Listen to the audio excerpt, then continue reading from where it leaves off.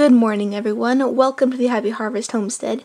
In this video, I'm going to be talking about how we picket our goats. When we were first thinking about getting goats about a year and a half ago, one of the things we had to consider was how we were going to pasture them. We didn't want to have to feed them hay all the time. We have all these places they can eat brush and pasture all around the property, and we wanted a cheap way that was easy, that we could move them everywhere we wanted to. And we have stuck with pickets as our main method of pasturing our goats ever since. So let's talk about how we picket our goats. The goats are in the barn overnight, so before we let them out in the morning, if we need to, I'll move the pickets if they've eaten everything down already.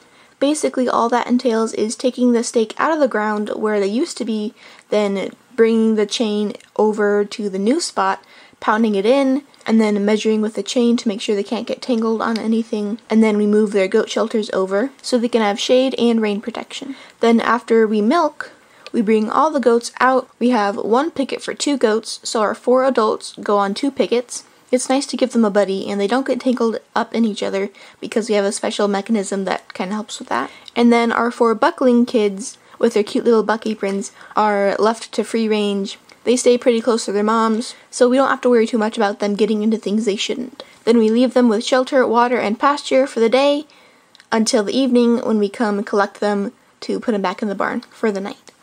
It has taken us a while to get in the groove of picketing and figure out all the problems. When we first started, we just had a chain attached to a cinder block, and then we went through several other things that didn't work until we finally have arrived at the system we have now, which works very well. I mentioned this in a different video, so I'll put a clip of that here. So we have each goat attached to a leash, which the leashes are both attached to there. Leashes are attached to this thing, and it swivels so the leashes don't get tangled in each other. Attached to a chain, oh, hello, that goes all the way. Goes onto another swivel hook that goes into a stake in the ground.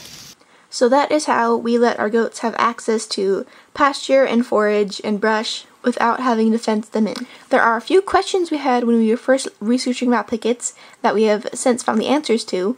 One of them is, will they pull out the stake in the ground? And the answer to that is sometimes. Most of the time they don't pull out their picket at all. Sometimes if the stake is in very soft muddy ground, looser in the soil, and they can pull it out easily. And sometimes if it's like the last day on that spot and they've eaten everything down and they can see there's other delicious stuff just a little too far away for them to get, they'll yank and yank until it comes out. But most of the time they don't pull out their pickets. And when they do, they get tangled on something and we hear them screaming and we come out and detangle them and pound the stake back in.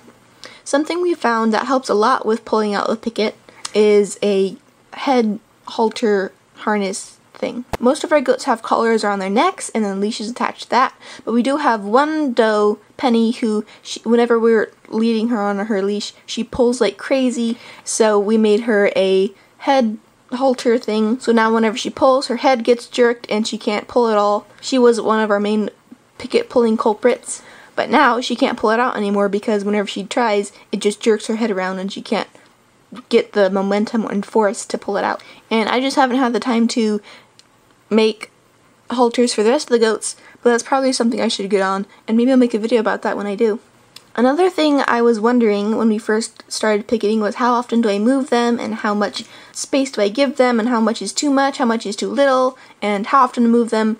And like having goats and fences, it's kind of, you just have to feel it out for yourself. It depends on how thick the pasture or whatever you're feeding them is. It depends on how tall it is. It depends on how many goats you have, how big they are, how long the chain is, just all these things. For us, when our goats stop eating and start screaming at us, or when we offer them a handful of grass or whatever, they start eating it like crazy, then we know it's probably time to move them. Sometimes if it's later in the day, we'll just put them back in the barn that night without moving them so they can just eat hay in the barn and then move them the next day. But sadly, it's not a cut and dry answer. It's you have to just try it out for yourself and fail so many times until you get kind of used to it, and then you can figure it out for yourself. Something else I was worried about and now have the answer for is, will the goats get tangled in each other because we have 2 goats on 2 separate leashes attached to the same chain?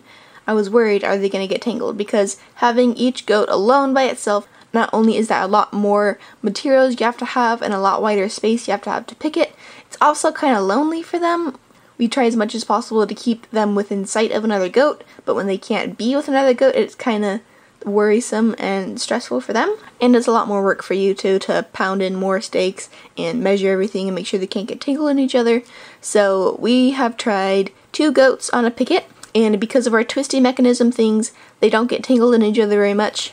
Every once in a while, a leash will wrap around such that it is tangled on someone, but that doesn't happen very much at all. And when it does happen, we'll hear them screaming and we'll just go out and fix it, and then usually it's fine for weeks and weeks after that. So now that I've covered all the basics, I'm going to talk about some pros and cons of picketing that I have found in my personal experience. One big selling point for me about picketing goats is how cheap it is compared to fencing of any kind, whether it's mobile fencing or, you know, fencing your entire area. It's so much cheaper. All you need is like some chain and leash and a few clasps, and then yes, you do need shelters, but that is so much cheaper to get than a whole bunch of fencing, in our experience, for our number of goats. I mean, like, if you have like a ton of goats, it's probably easier to fence things because you don't want to have like 18 pickets you're doing every day. But for our homestead and our goat herd, it works great. Another thing I like is how easy it is, especially in our situation of dirt. In southwest Missouri, we have so many rocks in our soil. Most of our dirt is just rock and clay. We have very little topsoil. So pounding in posts for an electric fence is out of the question for us. It's really difficult. We have tried it before and it doesn't really work at all. So finding one pounding place for a stake is so much easier than having dozens and dozens of places where there's no rock to manage to squeeze in a whole bunch of posts. So that is another huge plus for us as well. Another thing I really like about pickets is that it's super easy, especially if you don't want to, or you can't build fences, or you don't want to hire someone else to build a fence. You don't need to pound in a whole bunch of T-posts or stretch and attach a whole bunch of fencing. It's pretty easy to just attach stuff to a chain and then pound in a stake with a hammer. And even in our super rocky clay soil, most of the time we can super easily just pull the stake out when we need to move it. And if we can't, we get a crowbar, and it's super easy to just lever it out of the ground. And then dragging a shelter can be kind of hard. I bet if we put wheels on it, it'd be a lot easier.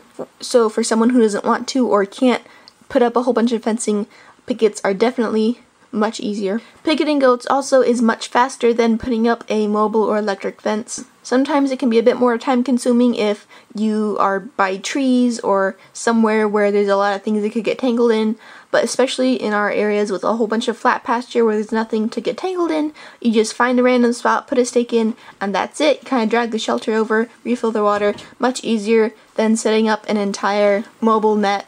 But in addition to all the good things about pickets, there are some bad things. Some that I knew about ahead of time when I was researching, some that I've come to learn as we've been doing it, so I'm going to share all those as well.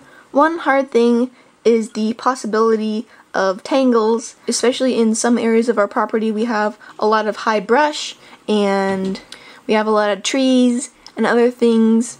Sometimes there are hidden saplings you don't see, and it's really amazing how, like, there can be like a nub of wood, you know, sticking out of the ground maybe a few inches, and they can get tangled over that. It's really weird sometimes what they get tangled on. So sometimes it's super difficult finding a okay place to picket them. I'll, you know, put the stake in the ground and then drag the leash over and measure and make sure they can't get to the tree line or whatever, and sometimes they can. You have to go back and shorten the chain a little bit, and it is kind of hard and frustrating, especially when you keep measuring one way it's good and then the other direction they can get tangled, so you shorten it even more, and then you just have to keep doing that over and over. But for the areas we have that aren't like that and we just have a whole bunch of flat pasture, it's much easier. So depending on what type of property or land you're having them eating on, it could be super easy or super hard for you. And for us, it's both. Something else that could be seen as difficult is the frequency that you have to move them. If you have, you know, a huge paddock, you can just let them in for like days or weeks to just eat until it's gone, then move them.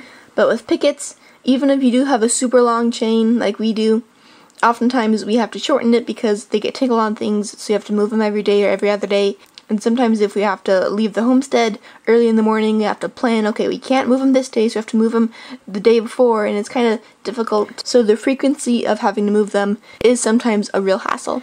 And then, as I briefly mentioned before, another possibly bad thing is the frequency that they get tangled on each other. It doesn't happen very much at all, but sometimes it does happen, and especially if, you're gone for the day and, one goat's leash is wrapped around the other goat's neck, then that could be bad. We haven't had anyone get injured or die from pickets, but that is a slight risk. Even if you have one goat on one picket, they could get the chain wrapped around them somehow, and possibly, if you're not there the entire day, they could die. But that hasn't happened to us yet, but it is not outside the realm of possibility. Another bad thing is, as I mentioned before, you can't have like 8 goats on a picket. So if you have a large herd of goats, picketing would be really hard and time consuming and stressful. So this works really well for us and our very small herd, but if you had a bigger herd, then pickets might not be the best option for you. So hopefully this meets my goals of a basic yet thorough video about our goat picket setup and how it works for us. Hopefully I answered a lot of the questions you guys might have. If you have any other questions, feel free to put them in the comments below. Hopefully you found this video helpful and maybe it gives you the confidence to try pickets for yourself. Even if it doesn't end up working for you, it's not that expensive. And even if you didn't learn anything or you don't want to try pickets, maybe the cute goats made you smile. Thanks for watching!